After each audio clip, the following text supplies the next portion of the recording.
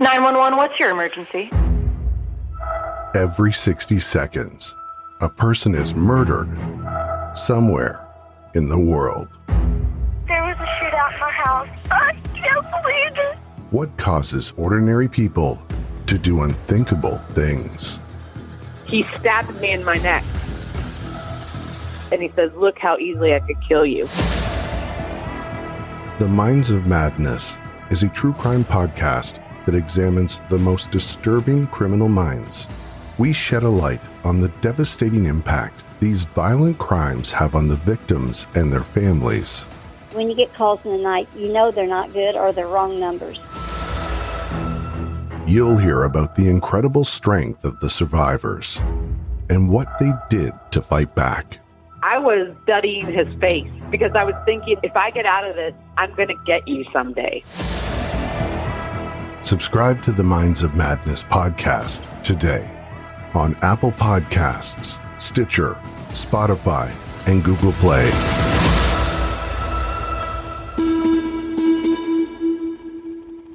You're listening to Scene of the Crime, brought to you by AbJack Entertainment. Be sure to check out some of the other great true crime podcasts from this network, including The Murder in My Family, Missing Persons, and 3 Men and a Mystery. All of these podcasts are available for you to binge on right now, wherever you listen to podcasts.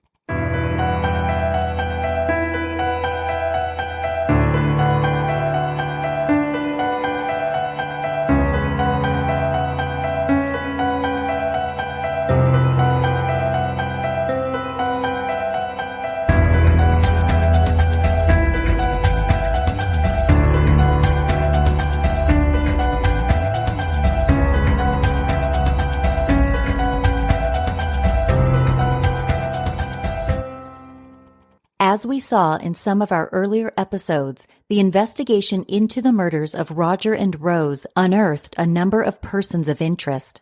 These were not named as such by police, but there were several people that due diligence would require police to look at in order to ensure a thorough and complete investigation. Of course, these included relatives of both Roger and Rose. As we know, it is an unfortunate fact that many murders are committed by victims' relatives.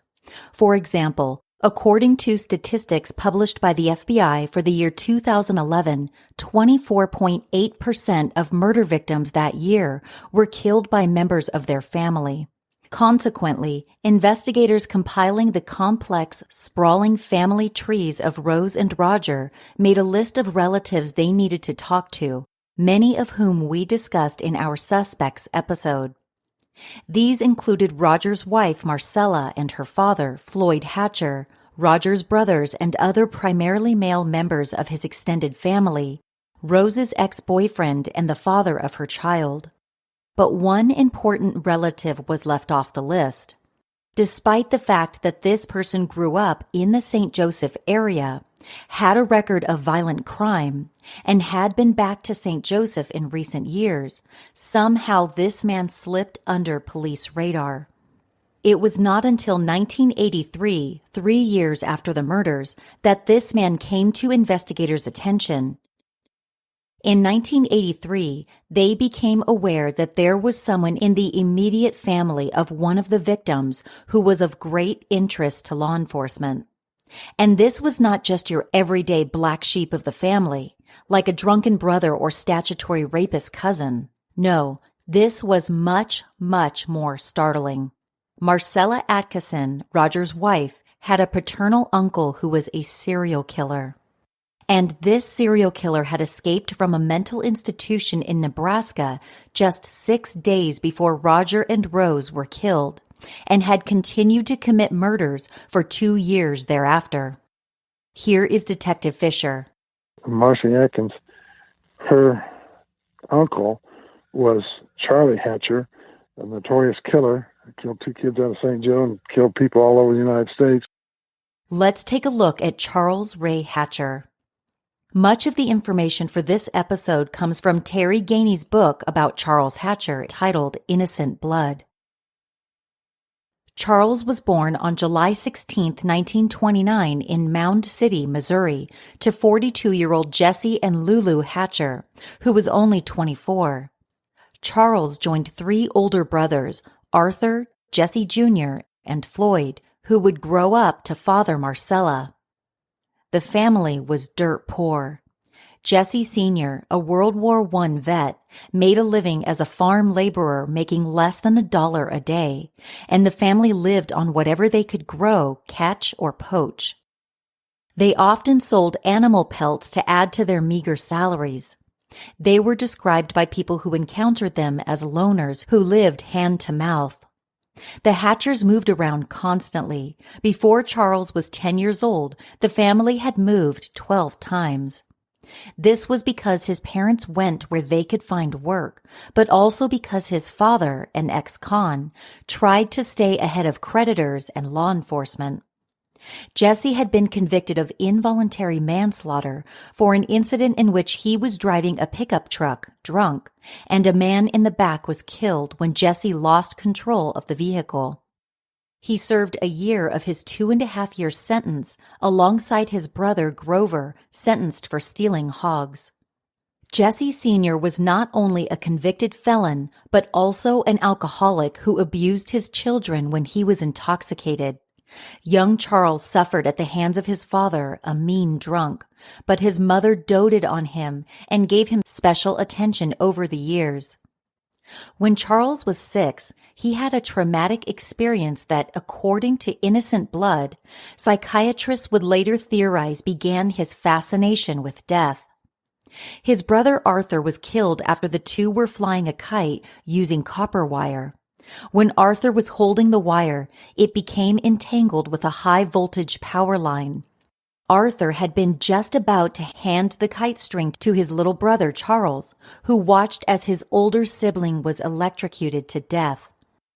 As kids, Charles and his brothers walked the mile to their one-room schoolhouse in their hand-me-down clothes and worn shoes. But Charles was smart, and his teacher said he worked hard at his schoolwork. Despite this, he continually got in trouble at school, accused of bullying and hurting other children. This may have been a result of his father's abuse of Charles and his brothers, the family's itinerant lifestyle, and eventually his parents' divorce when Charles was 10. Jesse Hatcher died a few years later in a veteran's home. Lulu Hatcher remarried Willie Bud Landis, who had been convicted of felonious assault and whom his mother would stay with for only a few short years. Charles quit school in 8th grade, acquired a lifelong drinking habit, and became a farm laborer like his father. But his life would change in 1945 when, at age 16, Charles moved with his mother and her third husband, Jerry Lee, to St. Joseph. With no farm labor to be had in the city, in Charles's late teens he started stealing vehicles. His first arrest was in St. Joseph on January 3, 1947, for auto larceny. It is believed that this car was stolen from his brother, Floyd. Charles then stole a truck from his employer, a log hauling company, when he was drunk. He returned the truck the next day once he sobered up, but this was just the first event in a long series that would see him spend 17 of the next 20 years in prisons. He was arrested again in Jefferson City, Missouri, in February 1948 for stealing a Buick. After this additional vehicle theft, he was sentenced to 2 years in Missouri State Prison, and he served his first prison sentence from February 1948 to June 1949. When he got out, he added a new crime to his repertoire, forging checks. This scheme didn't last long. Charles was caught and convicted of forging a $40 check in October 1949 and sentenced to 3 more years in prison. In a precursor of what was to come, he escaped from a prison work farm in March 1951, but after attempting a burglary, he was recaptured and sentenced to additional time. He escaped again and was recaptured in January 1952. Charles was released after about a year and was arrested again for burglary in May 1953. This pattern continued, with Charles stealing another car, getting caught, getting sent back to prison, and trying to escape multiple times throughout the years 1953 to 1955. After the last of these thefts, he finally had to serve 4 years.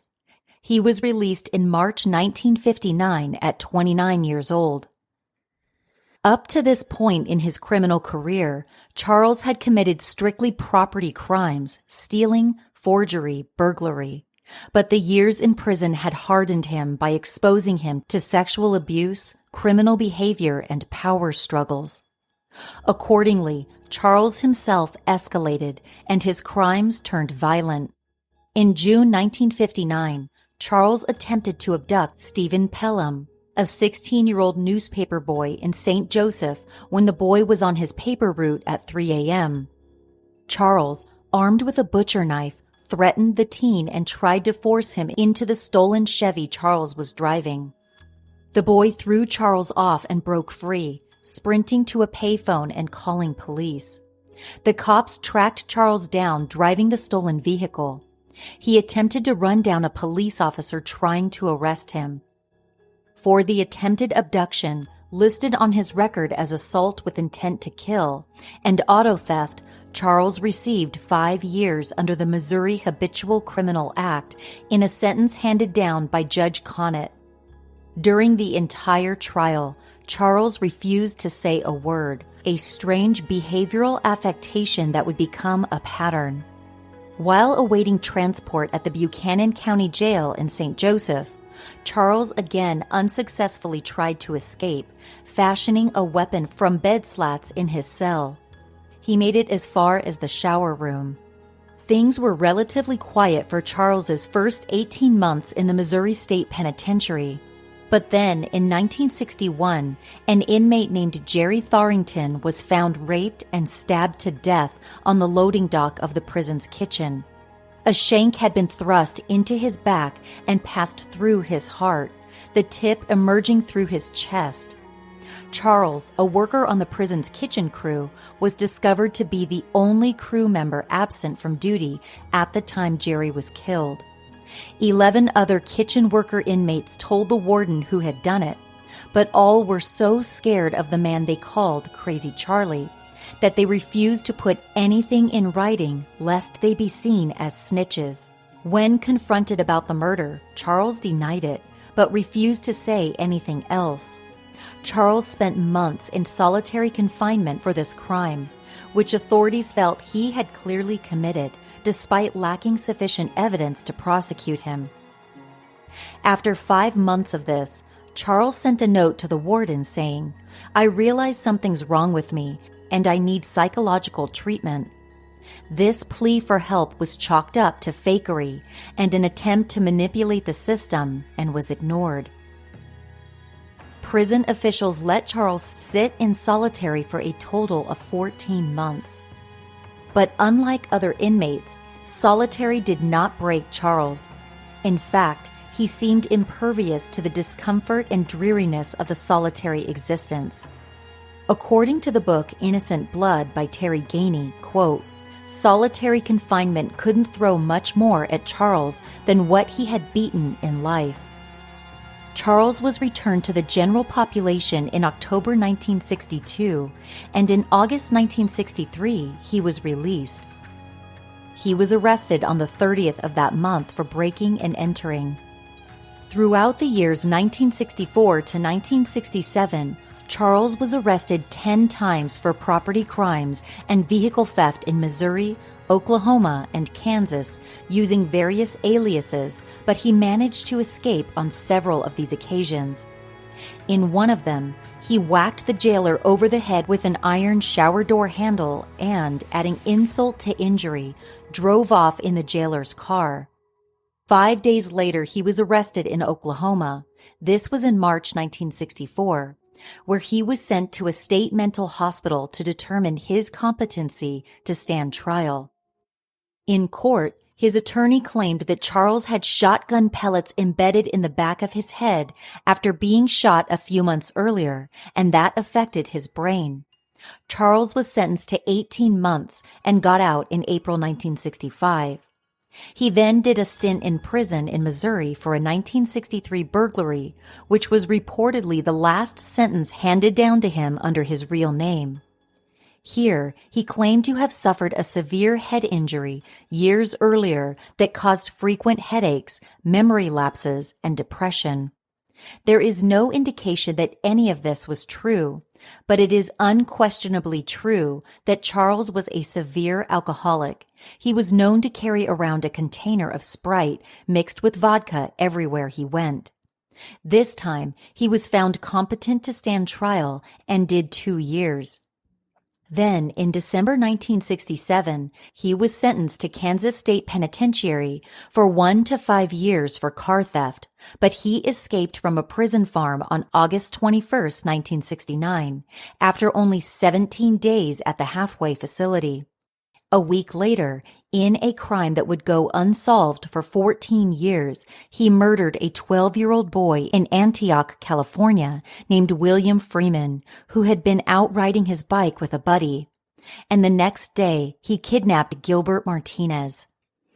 On August 29, 1969, Charles, using the name Albert Price, was arrested in California after being seen by a witness sexually assaulting and brutally beating a 5-year-old boy. This boy's name was never released. He is referred to as Gilbert Martinez in court materials, articles, and literature about Charles's crimes. Charles had lured Gilbert away from his playmates with the promise of an ice cream cone. He beat the boy black and blue, sodomized him, and was trying to force the child to perform oral sex on him when the police arrived, summoned by the witness. Upon his arrest, Charles produced identification under the name Hobart Prater, but he told police his name was Albert Ralph Price. Other than to give his name, the suspect would not answer any questions or speak at all. He screamed and turned his face to the wall, whimpering, and tried to cut his wrists with the razor blade he had hidden on his person. Then he sat as if comatose in his cell. Upon the arrest of Albert Price, California authorities sent the man's prints to the FBI for processing. The agency reported that the man in custody was Charles R. Hatcher, and he was a career criminal of astonishing proficiency. Several psychiatric examinations of Charles conducted at the maximum security California State Mental Hospital Atascadero throughout late 1969 and 1970 came to inconsistent conclusions. Some psychiatrists concluded that Charles was competent to stand trial on charges of sodomy and kidnapping, and that he was faking delusions, paranoia, and confusion, an act known as malingering. Others concluded that he was insane, suffered from sexual deviation and pedophilia, and was not able to understand the charges leveled against him. Part of the reason for the inconsistent diagnoses was because Charles generally refused to speak at all during these interview sessions with psychiatric evaluators. And when he did communicate, he was an expert at manipulating those who were potentially in control of his destiny by playing into their preconceived notions of insane behavior. The author Terry Gainey described it succinctly in Innocent Blood, quote, "Years of experience had taught Hatcher what symptoms were needed to convince someone he was insane. Hatcher was a professional at examining those who were appointed to examine him. He had an uncanny ability to know just what each examiner wanted to hear. Hatcher managed to avoid prison in California at least 5 times by engaging in behavior that experts believed showed him to be insane. Between 1969 and 1972, he was sent back and forth between the prison system and mental institutions 5 times as befuddled officials vacillated on whether he was crazy or crazy like a fox. As it was documented in Innocent Blood, quote, "He was found to be sane, then insane, then sane, then insane, then sane, then insane, and finally sane. And as a 1983 article in the Quad City Times put it, quote, once he was found insane and committed to the same mental institution that he had been found sane at under a different name 4 months earlier. Charles's behavior in all of these institutions was unpredictable, violent, and terrifying to those around him. He tried to hurt himself and others. He tried to escape repeatedly and often. When he was finally arraigned for the charges against Gilbert Martinez on May 24, 1971, he pleaded not guilty by reason of insanity. This got him remanded to San Francisco General Hospital for more psychiatric evaluations. He escaped from this facility on June 2nd. He was arrested a week later, 90 miles away in Sacramento, using the name Richard Lee Grady and driving a stolen car. Richard Grady failed psychiatric evaluations, was deemed unfit for trial, and was remanded to the California State Hospital at Atascadero, where he had been many times in the past. The nurses there recognized him and told authorities that his name was not Richard Grady, but Charles Hatcher. He was finally sent to San Quentin after spending 4 months at the California Medical Facility, a men-only state prison medical facility in Vacaville, California. Charles sat in San Quentin despite having never been convicted of the charges in the Gilbert Martinez case because he was determined to be a danger to society. Finally, in December 1972, he stood trial and was convicted of abducting and molesting the little 5-year-old boy he had lured with ice cream 3 years earlier, Gilbert Martinez. Unbelievably, at sentencing, the judge sent Charles back to the California State Hospital for the mentally ill at Atascadero, a place he had been many times before. He was labeled a mentally disordered sex offender and slated for rehabilitative treatment. He didn't last long there, though. He tried to escape by hiding inside a large cooler. The judge's patience with him ran out, and he was sent to a medium-security general population prison in Vacaville for the rather vague term of 1 year to life. At this prison, a psychologist named W.D. Lewis diagnosed him as a manipulative sociopath who faked symptoms of mental illness to exploit loopholes in the system. Lewis recommended that Charles be sent to a maximum security prison, no doubt in light of the staggering number of occasions on which Charles had attempted to escape from institutions with less stringent security. At this, Charles cut his wrists and neck open in a suicide attempt, protesting his transfer. This suicide attempt led to additional diagnoses of paranoia and schizophrenia by a prison psychiatrist, and it was decided as of June 15, 1973, that 43-year-old Charles Hatcher would remain at Vacaville. 2 years and 7 months later, the California Parole Board determined that Charles had shown great improvement during his time in prison.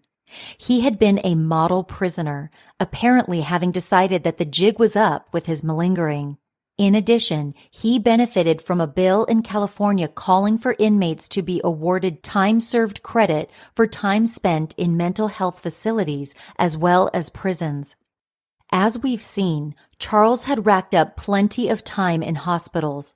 Accordingly, on May 20th, 1977, he was awarded parole and released to a halfway house in San Francisco. Listeners might be able to guess how that decision would play out. The terms of Charles's stay at Home Care Services Center required that he check in nightly at 9 p.m. and ingest a daily cocktail of 9 different prescription medications. Charles put up with these rules for 5 days before going on the lam on May 25th. He turned up under arrest in June in Minnesota, but the sheriff let him go because he had no local charges pending. Where exactly he was for the next year is not known, but crimes have since been attributed to Charles that provide some guidance as to his whereabouts. In May 1978, after he went on the lam from the halfway house a year earlier, Charles turned up in his hometown of St. Joseph, Missouri. It is not known whether he got in touch with anyone in his family, including his brother Floyd. Both would later deny that they had any contact over the years, but there are indications that this is not true. As Marcella told us in a previous episode, she recalls her father leaving money for his itinerant brother in the mailbox. And we know there are other occasions when he returned to St. Joseph. It seems likely that he popped in and out of town without anyone being the wiser, except, perhaps, his brother Floyd. While in St. Joseph in May of 78, Charles carried out one of his most horrific crimes, one that would haunt the city for years to come because of its brutality and lack of resolution. Charles abducted, sexually assaulted, and murdered 4-year-old Eric Christian. Charles, who had been drunk when he lured the boy away from a play area outside a store where his babysitter had allowed him to stay alone, left the little boy in the bushes on an embankment by the river and skipped town. Eric was found to have been sexually abused and murdered by suffocation. Unfortunately, in something unlikely to happen today, the newspapers published what the medical examiner determined had killed the little boy, suffocating to death as he was forced to commit oral sex on his abductor. The town was horrified, incensed, and determined to find a culprit. A 25-year-old mentally challenged man named Melvin Reynolds confessed to the crime after being hounded and pressured by St. Joseph police for months, taking multiple polygraphs, submitting to interrogations under the influence of amylbarbital and hypnosis, and being badgered and threatened by police interrogators over 14 hours. Melvin finally said, "I'll say so if you want me to." They did. He was convicted and sentenced to life in prison. Melvin later retracted this confession, but it was too late. Charles was on the move again. Next, he was arrested in September 1978 for the sexual assault of a 16-year-old boy in Omaha, Nebraska, who lived at the same boarding house as Charles. Again, Charles was not using his own name. He was going by the name of Richard Martin Clark. Arresting authorities apparently neglected to process Charles's fingerprints. As a result, they were unaware of his astonishingly long and disturbing record. Determined to be mentally ill, Charles spent just 4 months in the Douglas County Mental Hospital in Omaha and was released at the end of January 1979. In May of that year, he was arrested again, this time for assault and attempted murder of a 7-year-old boy named Thomas Morton. Charles, this time aka Ron Springer, was sent to the Regional Mental Health Center in Lincoln, again avoiding charges. He was released a year later in May 1980, offended again, and was arrested again. This time he was sent to the Norfolk Regional Mental Health Center, a psychiatric hospital in Norfolk, Nebraska. It was this facility from which Charles escaped in September 1980. The exact date of the escape is in question. It was either September 6th or September 9th. Norfolk, Nebraska is about 250 miles from St. Joseph, the town from which Charles Hatcher, Rose Burkert, and Roger Atkinson all hailed. Just days after Charles's escape, Rose and Roger would arrive at the Amana Holiday Inn. The timeline tells us that when Roger and Rose were killed, the whereabouts of Charles Hatcher, Marcella Atkinson's murderous, unhinged, depraved uncle, are unknown. He was last seen 1 state away, and DCI notes confirm that Charles had been known to spend significant amounts of time in Iowa. Charles was not known to have been in Williamsburg, Iowa specifically, or to have ever attacked any relatives or extended family members. But the unlikely coincidence of a serial killer being a close family member to the spouse of one of the victims of the Amana double murder was enough to lead investigators frantically probing Charles's travel and connections to try to determine whether he was involved. And there is some indication that Charles lived in Iowa during certain periods of 1981 and 1982. But none of this was discovered until 1983, 3 years after the murders of Rose and Roger. After his escape from the mental institution in September 1980, Charles next surfaced in October 1980 when he was arrested under the name Richard Clark in Lincoln, Nebraska for attempted sexual assault of a 17-year-old mentally challenged boy. He did 21 days in the Lincoln Regional Center mental health facility before being discharged. His next arrest was January 13, 1981, in Des Moines, Iowa, again as Richard Clark, after a knife fight. Again, he was released after a short stint in a mental hospital. It is believed that he moved to Davenport, Iowa, after this incident, the same city where Raimundo Esparza was living. Charles showed up there at a Salvation Army Rehabilitation Center in April 1981 under the name Richard Clark. He got a job as a truck driver. He often worked as a line cook or a driver, and other Salvation Army personnel recall him as clean and neat, careful about his appearance, and utterly normal. He worked hard, kept to himself, didn't talk much, and stayed out of trouble. Or so they thought. Charles's next victim in June 1981 was 34-year-old James Churchill, a mentally deficient man who was hanging out by the river and drinking when Charles felt an impulse to kill the man. Charles stabbed James 10 to 12 times and left his body buried on the banks of the Mississippi on Arsenal Island, a federally owned piece of land in between Illinois and Iowa, and then skipped town. This crime was not attributed to Charles for quite some time. In fact, the body was not found until Charles directed police to it.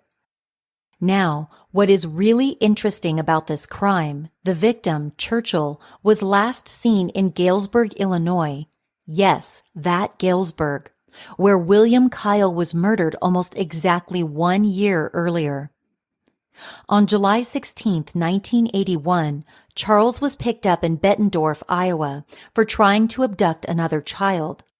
This last attempted abduction in Iowa of 11-year-old Todd Piers occurred on Charles's 52nd birthday, July 16, 1981. Charles pretended to be a security guard at a Randall food store where Todd was hanging out and commanded the boy to accompany him. The boy was smart, though, and he ran away and summoned a real security guard who arrested the would-be abductor, who produced identification proving himself to be Richard Clark of Davenport. After kicking the windows of the squad car and banging his head repeatedly against the bars, he was sent to a mental hospital in Mount Pleasant, Iowa, without ever being fingerprinted. He was released after 49 days and given a one-way bus ticket out of town. Charles, a.k.a. Clark, would use the security guard ruse again in July 1982 in Missouri when he abducted a 10-year-old boy named Kerry Heiss at a record store in a mall in St. Joseph. The boy managed to escape, but Charles also managed to escape and struck again the next day, this time succeeding in abducting and murdering 11-year-old Michelle Steele, who was on her way home from a dentist appointment. The investigation was complicated by the fact that another little girl named Michelle Steele also resided in St. Joseph. But inevitably, the missing Michelle was found, naked and murdered, among some logs on the riverbank, less than a mile away from where Eric Christian had been dumped. The city of St. Joseph was thrown into chaos as the second child in 4 years, first Eric Christian and now Michelle Steele, were taken by a predator who would turn out to be the same man. Meanwhile, in an ironic twist given the number of escapes Charles had engineered over the years, after the Steele murder, he checked himself into the St. Joseph State Mental Hospital under the name Richard Martin Clark, claiming that he was hearing voices. St. Joseph police publicized a description of the man they believed was responsible for the murder of Michelle based on descriptions from witnesses who had seen Charles down by the river that day. The security officer at the St. Joseph State Mental Hospital, Ray Hector, matched the description of the wanted man in the police bulletin with the delusional patient who had suddenly turned up in their care. Police put together a case against the patient, who they believed to be named Richard Clark, matching his dental impressions with teeth marks found on Michelle Steele's body, his shoe impressions with those made in the mud by the river where her body was dumped, and his backpack found at the scene. On August 3, 1982, Richard Clark was arrested and charged with first-degree murder for killing Michelle Steele. The murder was considered especially heinous because it had occurred during the rape of Michelle. Charles Hatcher's lifelong crime spree was over, but no one knew who he was yet. For 10 days after his arrest, Charles lay in his cell in a fetal position, refusing to speak to anyone and not moving except to use the bathroom. He had to be carried to court for his competency hearing, and the judge ordered that he undergo various psychological evaluations. Again, these disagreed as to his competence to stand trial. But eventually, the trial was scheduled for June 6, 1983. At a pre-trial hearing in September, Charles, still using the name Richard Clark, entered a plea of not guilty by reason of mental disease or defect. And he still refused to speak to anyone. Charles's behavior vacillated from the truly disturbing, like shaking his bare penis to anyone who happened by, to the catatonic, where he would lie on his bed and stare into space. He remained mute for nearly a year. Then, on May 3, 1983, a month before the trial, there was a breakthrough. Charles handed a laundry slip to a guard at the Buchanan County Jail on which he had scrawled, "Please call the FBI and tell them I would like to see them today. Very important case." No doubt intrigued, FBI agent Joe Haltslag met with Charles on 2 sequential days. Charles had uttered no words since his arrest, nearly a year earlier, and in these interviews he acted like a madman and insisted on conferring with the agent only by nonverbal means, madly scribbling notes and nodding or shaking his head. And the first thing he handed the agent was a map. The crudely drawn map was of the Quad Cities area of Davenport and Bettendorf, Iowa, as well as Moline and Rock Island, Illinois. In the river between the two states was Arsenal Island. Written on the map were directions to be followed to a specific rock pile under which it said, quote, "You will find a body." Then Charles terminated the interview. Sure enough, there was a body located exactly as shown on Charles's map. DCI notes on this event read, quote, "While incarcerated in St. Joseph, Missouri and the Buchanan County Jail, the subject became involved in providing information to the FBI and directed them to the location of the remains of a subject, James L. Churchill, a young man of subpar intellectual capabilities who had been missing from Galesburg, Illinois since June 12, 1981. These remains were found near Arsenal Island in the Quad Cities area." In a follow-up interview, Charles continued the charade of not being able to speak. But through gestures, notes, and signs, he managed to inform Agent Haltslag that he knew the locations of 16 bodies, 3 of which were children.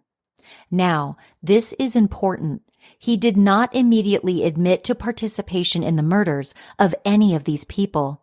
He just told the agent that he knew where the bodies were. And he hinted and danced around who these dead people were. But eventually, he implied that Haltslag knew who one of the victims was, as the body had been found. And to his horror, Agent Haltslag quickly realized that Charles, who was still known to him as Richard, was referring to little Eric Christian. He had killed the child, and the wrong man, Melvin Reynolds, was in prison for the murder of this little boy. In an odd request, Charles told the agent that he would be willing to reveal the details of the murder of little Eric if the agent would promise that he, Charles, would be sentenced to death. It was the only way, he said, to be sure this would never happen again. Agent Haltslag found Charles to be quite intelligent and cunning. As described in Innocent Blood, quote, Haltslag saw that Clark could change quickly from a slovenly Skid Row bum to an alert and perceptive person. Charles admitted to him that he was, quote, a very sick son of a bitch, but not insane. And he said another thing that didn't make sense given what medical examiners had found in the Christian and Steele cases. He said, quote, you see, I may be guilty of murder, but not rape, regardless of what the doctor said. I can't even get a hard-on. All in all, the FBI conducted 2 lengthy interviews with Charles Hatcher before his attorney shut down any further meetings. It's not noted in the file how agents determined that Richard Clark's real name was Charles Hatcher. Innocent Blood says, quote, even before the results came back from the FBI on Charles's fingerprints, some of the old-timers who worked in the clerk's office in the Buchanan County Clerk Courthouse recognized Clark as a notorious St. Joseph character from the 1950s named Charlie Hatcher.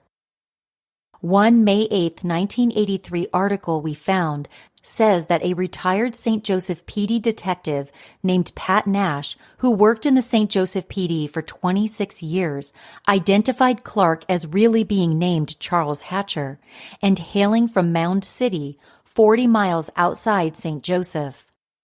Nash even knew that Hatcher had a brother who was a successful businessman in St. Joseph. This was because Nash had been on duty in 1955 when Hatcher escaped from a Richmond, Missouri jail and was then recaptured after he stole a car. When arrested, he gave the name Earl Kailbaugh, but Nash confronted him with his real name, and Charles said to him, quote, Old Eagle Eye had to spot me.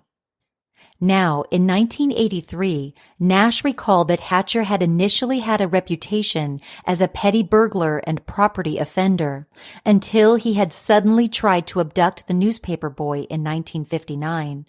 Very soon after this, investigators looking into prisoner Richard Clark's background heard from this former detective who had crossed paths with Hatcher in the 1950s that he believed the man known as Richard Clark was really named Charles Hatcher, originally of St. Joseph, Missouri. Another newspaper article from the same time frame identifies the mute prisoner by his real name. A prison administrator who interacted with Charles said of him, quote, He's just odd. He's nobody's dummy, that's for sure. He's sharp.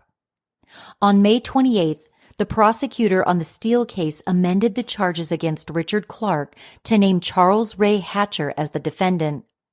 It listed all the known aliases used by Charles: Earl Kailbaugh, Dwayne Lee Wilfong, Dorison Mullins Tarvis, Albert Ralph Pierce, Richard Lee Grady, Richard Mark Clark, and Richard Martin Clark, Richard Lee Price, Albert Eyre, Albert Price, Charles Tidwell, Hobart Prater, Ronald Springer, and Richard Harris.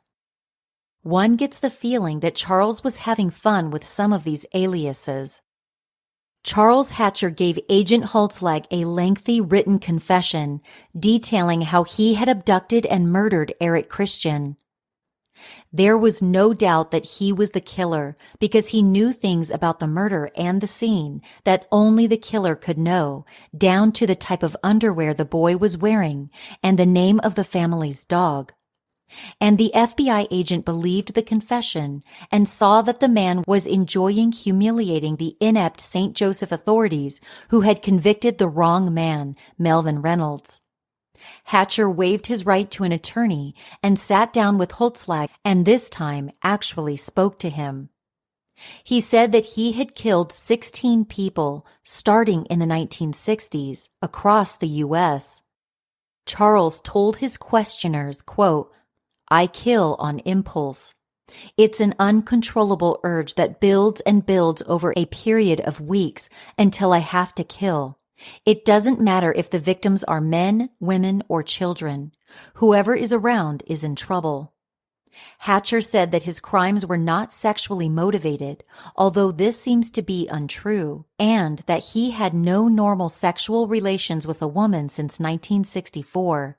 He also admitted to being a raging alcoholic, drinking a fifth a day of whatever he could get. Needless to say, this was all quite a bombshell. Charles Hatcher had been using at least 9 aliases over the years and had also used 6 different social security numbers.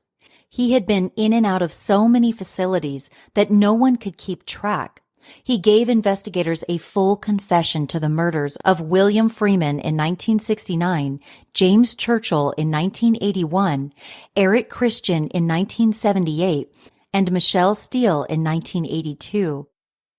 He also told authorities that he knew where 13 other bodies were buried, but it's unclear whether this was true, whether there were more than 13, or whether investigators believed him at all. Charles agreed to speak with a TV reporter, Rick Hartigan, who was quoted in the St. Joseph News Press saying, quote, "He did talk to me about some of the actual murders he committed, and that he didn't really have any rhyme or reason for the homicides." So now, St. Joseph had a suspected multiple murderer in its prison.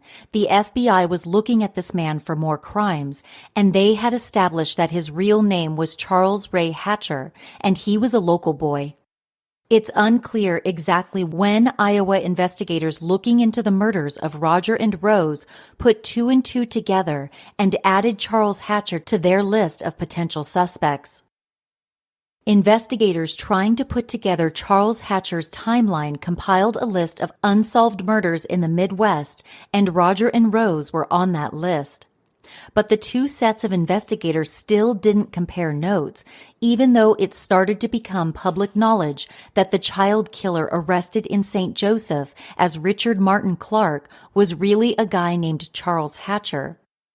On May 6, 1983, an article about Richard Martin Clark in the St. Joseph Gazette revealed that the prisoner had frequently used the alias Charles Hatcher in the past. This article did not determine that Hatcher was, in fact, his real name, although it reported the prisoner's decades-old infractions in that city when he was using the name Charles Hatcher. A May 7, 1983 article in the Cedar Rapids Gazette questions whether a drifter and accused murderer of Michelle Steele, named in the article as Richard Martin Clark, could be tied to the Amana killings. It states that Rose and Roger, quote, may have been the victims of a 53-year-old drifter from St. Joseph who has reportedly confessed to as many as 16 murders in the Midwest. The article reports that the fact that Clark was responsible for multiple murders in the Midwest had led investigators in Iowa and Jones counties to probe whether Clark had anything to do with the Amana Hotel murders. This means that authorities were looking into whether this man had possibly murdered Roger and Rose without even knowing that he was Marcella Atkinson's uncle. The article in the Gazette even quotes Iowa County Sheriff Jim Slockett as saying, quote, "We are very interested in the individual, Clark. There are other things we found out not through the FBI." Apparently, those other things did not include Hatcher's, aka Clark's, real name or direct connection to the case. It's truly remarkable that the mainstream media was reporting on this possible lead, and law enforcement confirmed that they were considering whether there could be a connection between this murderous drifter and the killings of Roger and Rose, all without anyone recognizing that Charles Hatcher was Roger Atkinson's uncle-in-law. By mid-May, everyone had put 2 and 2 together. On May 15, 1983, the first articles ran in multiple publications reporting that investigators were checking on a possible connection between Charles Hatcher, multiple murderer and mental patient, and Floyd Hatcher, father of Marcella Atkinson. It's not clear who finally connected the dots, and we have to wonder at the level of shock these investigators must have felt when they finally did so. The Des Moines Register article on the 15th says only that, quote, sources tell the Register that Hatcher's brother Floyd is the father of Marcella Atkinson. Sheriff Slockett said he was headed down to St. Joseph to investigate what he called very pertinent information. It turns out that these sources were Marcella Atkinson. The killing of the little Eric Christian boy, and then also Michelle Steele in St. Joseph. I think at the time he was going by Richard Clark, and it wasn't for quite a while until they figured out that it wasn't Richard Clark, it was really Charles Hatcher. And when I heard that it was Charles Hatcher that had done that, I called the police in St. Joe immediately and told them that that was the uncle, the brother of my dad, and I questioned would he have been able to have committed Roger's murder. So I was the one that called them and notified them that I was concerned about if that could be a possibility. Within 2 days, this was huge news. A headline in the St. Joseph News Press on May 17, 1983 blared, Clark was related to a Manna Axe victim. In other words, the media had a field day with this connection between murder victim Roger Atkinson and his uncle-in-law, brutal and sadistic murderer Charles Hatcher. This May 17th article says that the discovery that Clark, believed to be Charles Hatcher, was Roger's uncle-in-law, had led to a rekindling of the 3-year-old murder investigation in Iowa. Quoted in the article, DCI Director Shanahan was non-committal, saying, quote, we have very many leads. This is just another one that looks promising. We've had a lot of promising ones before that never worked out. Sheriff Slockett was a little more optimistic, saying, quote, we are very interested in the individual Clark. He said that the new evidence about Hatcher's connections had renewed interest in the case, and that Clark Hatcher was now a suspect until otherwise eliminated. Slockett also took a moment to criticize the FBI for not being forthcoming in sharing information regarding their investigation into Clark Hatcher, and the DCI, saying that they had failed to follow up on leads in the case. They did a lot of interviews, but they didn't run anything down, he said of the DCI. Iowa investigators started scrutinizing Charles to see if they could establish any connection to the slayings of Roger and Rose. Even though they had established there was a familial connection, that did not mean he was their man. Roger Stevens, assistant director of the DCI, said that he did not even know whether Charles knew either of the victims, and said that they had not managed to document any connection other than Charles being related by marriage to one of the victims. On June 25, 1983, Sheriff Slockett said that they were having a hard time pinning down Hatcher's whereabouts on September 12th and 13th, which was the night that Roger and Rose were murdered.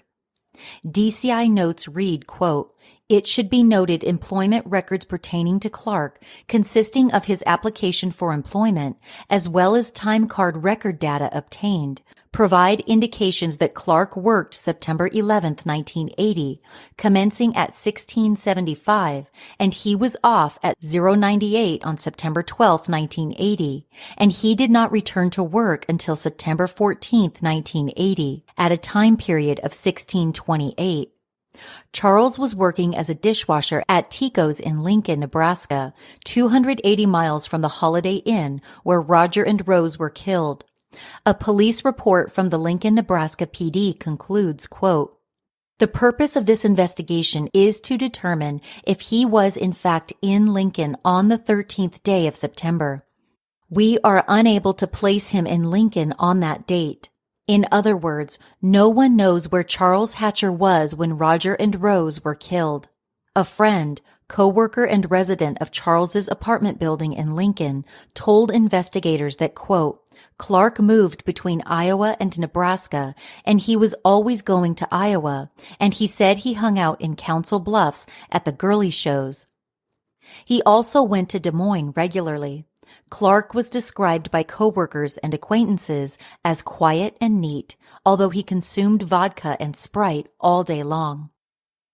So not only was Charles Hatcher unaccounted for over the weekend of the Amana killings, he often traveled to Iowa. DCI notes say Agent Holtzlag confirmed that Charles spent lots of time in Iowa. We are greatly simplifying the facts surrounding the remainder of Charles Hatcher's life, with multiple court proceedings adjudicating Charles's heinous crimes. Charles was indicted by a Buchanan County grand jury on capital murder charges for the murder of Michelle Steele on September 6, 1983. In a bombshell that threw St. Joseph into upheaval, he then pleaded guilty and was sentenced to life in the Missouri State Penitentiary for the murder of Eric Christian on October 13, 1983. The judge who sentenced him, Judge Connett, was the same one who sentenced him for the attempted abduction of the St. Joseph newsboy nearly 25 years earlier in 1959. The day after the sentencing, Melvin Reynolds was released, having served 4 years in prison for a crime he did not commit after being railroaded by investigators. Melvin died in 2012 at age 58. In September 1984, Charles was convicted for the murder of Michelle Steele. On the stand, he said to the jury, quote, "You have one job. You have to make sure it doesn't happen again. I have a record of escapes. I may try it. You must prevent it from happening again." In the end, he received a life sentence, although he had requested repeatedly that the jury give him death. So he took it upon himself to carry out his desired punishment. Charles hung himself with electrical cord in his cell on December 7, 1984. He was 55 years old. Before Charles died, Roger's family had wanted to observe the possible killer of their loved one for themselves. Larry and Elizabeth Atkinson told us that they went to the jail to take a look at Charles Hatcher in person. When they put him in jail during that period of time to the St. Joe jail, we just wanted to see what he looked like in person. And would have asked him questions, but he was so strange. He kind of was in the back of the jail and just stared at us. And I don't know that we even were able to say anything. We were just so stunned. So, of course, the question on everyone's minds is, could Charles Hatcher, confessed multiple murderer, have been responsible for the murder of his nephew-in-law and his lover? Before he died, the FBI and Sheriff James Slockett questioned Charles about the murders of Roger and Rose. Slockett said that in his mind, they obtained enough information from him to eliminate him as a suspect in the Amana slayings. Under questioning, Charles told the FBI, quote, "That's not my M.O., referring to the Hatchet murder in a hotel room. Indeed, the known murders committed by Charles Hatcher all consisted of outdoor abductions and killings of single individuals, except for the prison slaying of Jerry Tharrington. But was Charles's word that he had not killed Roger and Rose really sufficient to eliminate him?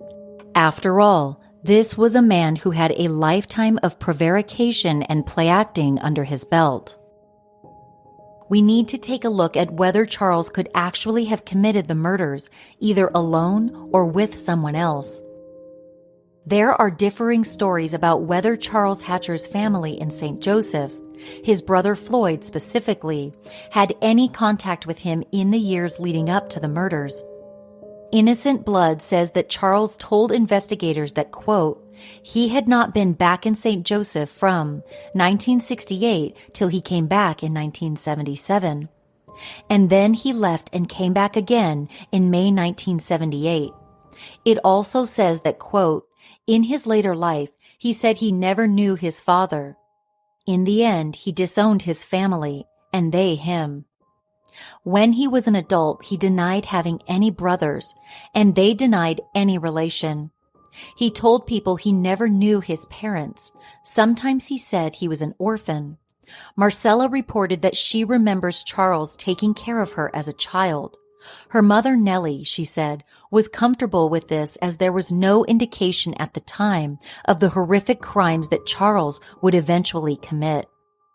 Marcella's last memory of Charles was at her grandmother's funeral when she was 10 to 12 years old. Charles, in handcuffs, was permitted to attend the ceremony in honor of the life of his mother, but only in the company of police officers and in restraints. Here is Marcella. The last time I remember seeing my Uncle Charles was at my grandmother's funeral, and that would have been when I was about 10, 11, 12, somewhere around there. And that just sticks out really vivid in my mind that he was there in handcuffs. And I thought, even at that age, I thought it was really sad that he had to attend his mother's funeral being handcuffed like that. Floyd denied that he was in touch with his brother. In one of his interviews after Charles's connection to the family was recognized, Floyd told investigators that he and his brother were not close. DCI interview notes report that Floyd said he didn't get along with Charles ever since Charles stole his car in the 50s. When asked as to the last time he saw Charles, he stated that he called him for money many years ago, and Floyd left money in his mailbox because he didn't want to see him. Floyd then told the investigators that Charles was actually his half-brother. They had different fathers, according to Floyd. We have no way to verify this. When asked if he knew where Charles was during 1980, Floyd advised that he had no idea, as he had not had contact with his brother for a long period of time. For the most part, people who knew Floyd backed up his statements, saying that they were unaware of any interactions between him and his brother Charles. Investigators could find only one of Floyd's associates who had heard of Floyd interacting with his criminal sibling. This was Beth Banks, Floyd's girlfriend, who called the FBI on him much later. She told investigators that Nellie Hatcher told her that Floyd's brother Charles had stayed in their home several times. Now, we know that Marcella said Charles was in their home when she was younger. It is simply not known whether Charles was also around in the later years. But Floyd was reportedly unaware that his brother had returned to town in 1983 and was in prison for killing Michelle Steele. And Floyd refused to claim his brother's body when Charles killed himself. Because none of Charles's relatives would assume responsibility for his burial, St. Joseph taxpayers paid for a plot in Longview Cemetery, a city-owned graveyard on the outskirts of Jefferson City. Charles Hatcher was buried in a plain box coffin. Here is Charles Hatcher's niece, Marcella, discussing why her father did not claim her uncle's body. I just assumed that he just really did not want to be associated with a person that had such a horrible background. And to also give my dad some credit here, back when Charles started his crimes, I do remember my parents talking about how I think one of the first crimes he committed was stealing my dad's car. So, he not only did it to other people, he did crime against my mom and dad.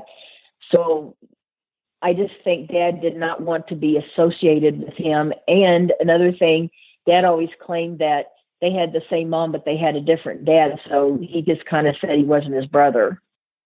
Of course, the reason it matters whether Floyd and Charles were in communication is because otherwise, how would Charles know where to find Roger and Rose at the Holiday Inn? There are those who say that Charles didn't even know who Roger was. He wasn't around when Marcella got married. Here is Marcella. There'd also been the idea thrown out that my uncle on my dad's side was a serial killer, and he was in Iowa, I think they thought at the time, but I don't think he was near where that happened. And then you've also got to consider that when you run down the things that he had to know, he had to have known where they were at. Nellie Hatcher, Marcella's mother, told investigators in multiple interviews that to her knowledge, Roger Atkinson and Charles Hatcher never knew each other. A lot of time was spent examining the question of whether Charles knew Roger and could have known where to find him on that fatal night in September 1980. Here is Sheriff Rotter. It's really an amazing case when you think about the fact that Floyd's brother, Charles, is a confirmed serial killer. And the fact that you have a double homicide involving your family and you have a serial killer in the family is pretty insane. And so to think that it has anything to do with it is, how do you not consider that? And so those are things that Sheriff Slockett spent an enormous amount of time is trying to figure out where was Charles, what was his relationship with Floyd at the time, did he know Roger? This gives rise to one of the more intriguing theories in the case, one that has not been disproved, and that is the theory that Floyd could have used his brother Charles to do his dirty work in that hotel room in Iowa. It is doubtful that the rootless sadistic killer who had shanked a man and raped children would have had any compunction about killing Roger and Rose if his brother asked him to and made it worth his while.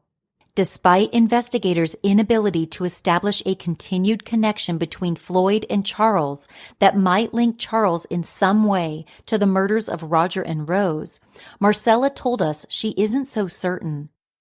When we asked her if they could have been in contact, she said, Yes, that could have been a very real fact.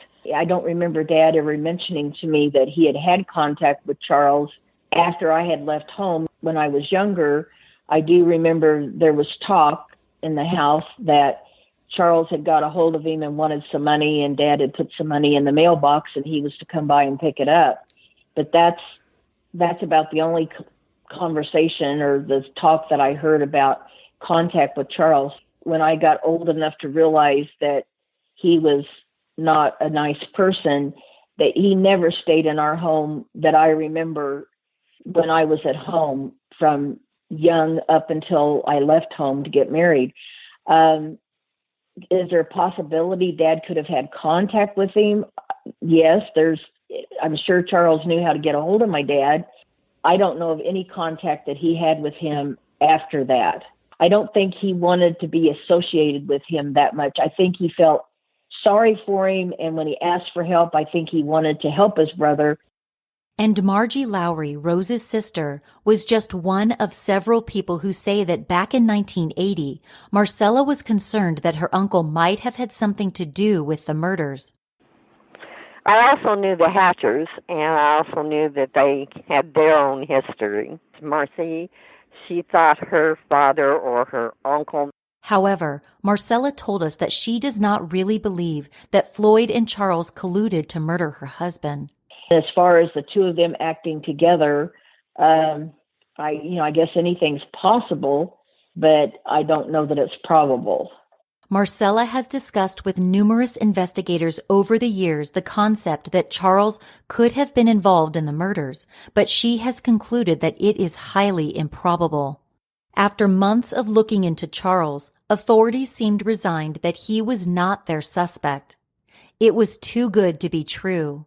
While he was never 100% ruled out, by November 1983, news articles reported that Charles had been cleared of involvement in the Amana murders.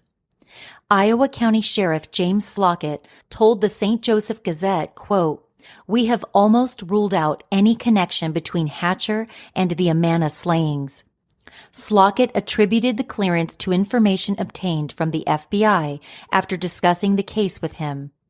"We are 99% sure that he didn't have anything to do with it," Slockett said. Quote, "Officers who worked the case told the news press that reports placed Mr. Hatcher in southwestern Iowa the night of the murder, on the opposite side of the state. It's unclear whether this is true. The investigative files we reviewed say only that Hatcher was unaccounted for over the weekend of September 12th to 14th, 1980. But Charles's prints did not match those found on the checkbook in room 260. Detective Fisher summarizes the reasons Charles was dropped from the suspect list. He happened to be up in the southwest corner of Iowa, but he was a transit, so we were pretty well convinced he didn't have nothing to do with it. They said he was working at a Taco Tico southwest corner of Iowa, because the murder happened in the southeast, but southwest corner of Iowa, and he was no vehicle, and he was ruled out as a suspect. One hurdle investigators could not cross in trying to connect Charles to the Amana murders was that he had no vehicle. Lincoln, Nebraska, where Charles worked, to Williamsburg, Iowa is 280 miles.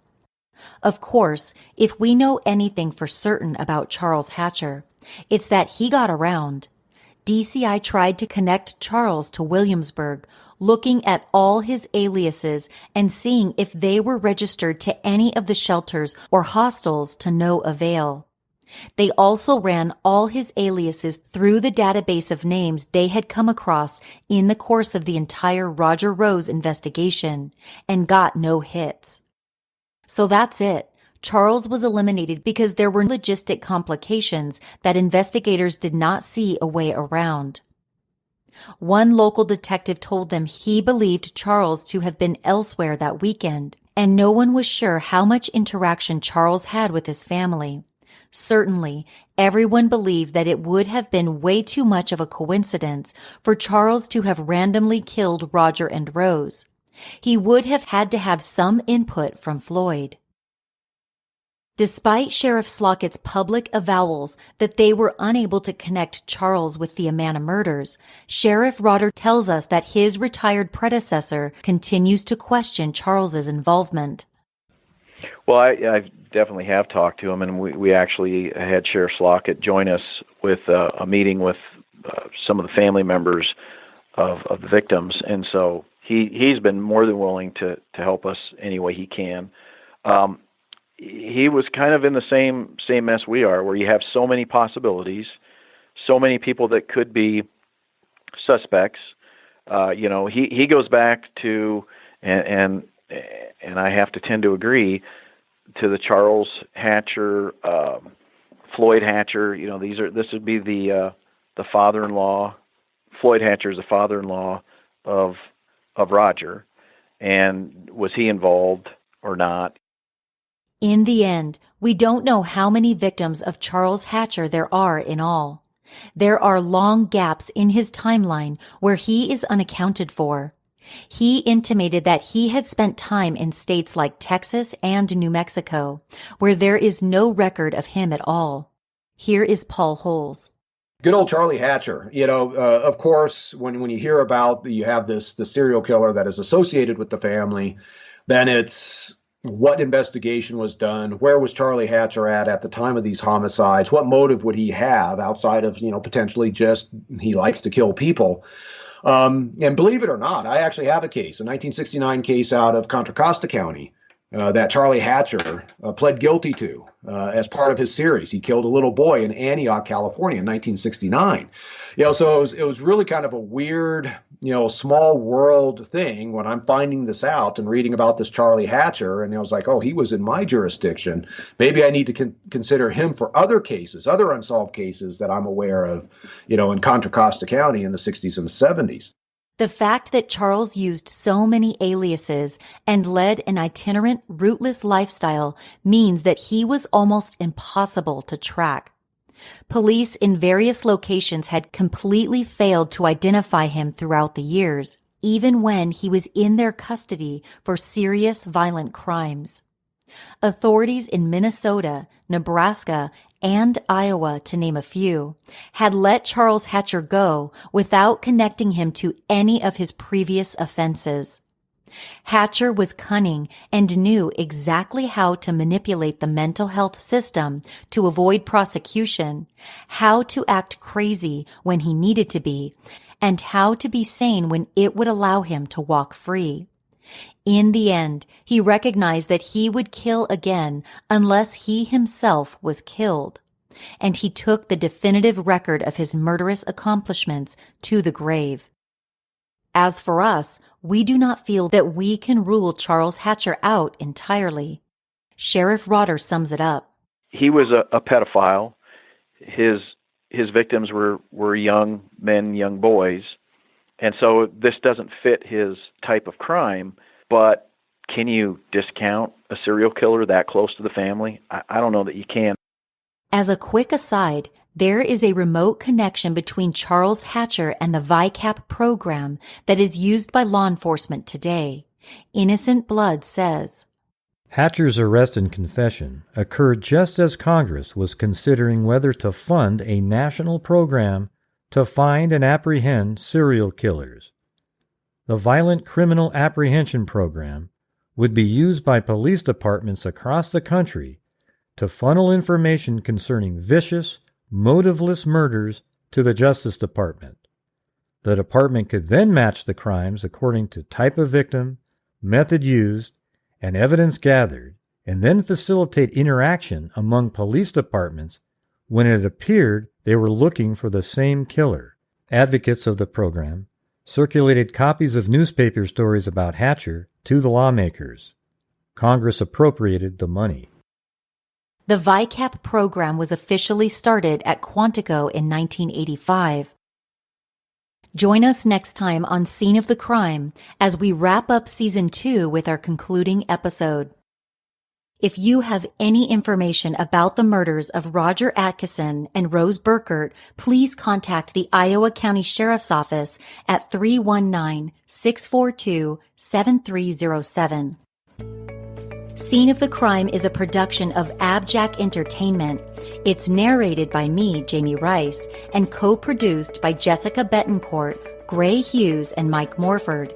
It's written by Jessica Betancourt. Special thanks goes out to the family members and friends of Roger Atkinson and Rose Burkert who participated in this podcast. Thanks also goes out to Sheriff Rob Rotter and the Iowa County Sheriff's Department, Paul Holes, Ron Fisher, Tim Trishman, and Ida Block. If you'd like to help Scene of the Crime reach new listeners, be sure to subscribe to the show and leave a 5-star rating and review wherever you listen to your podcasts. And please recommend this podcast to your friends. You can find Scene of the Crime on Twitter at Scene of Crime Pod and on Facebook.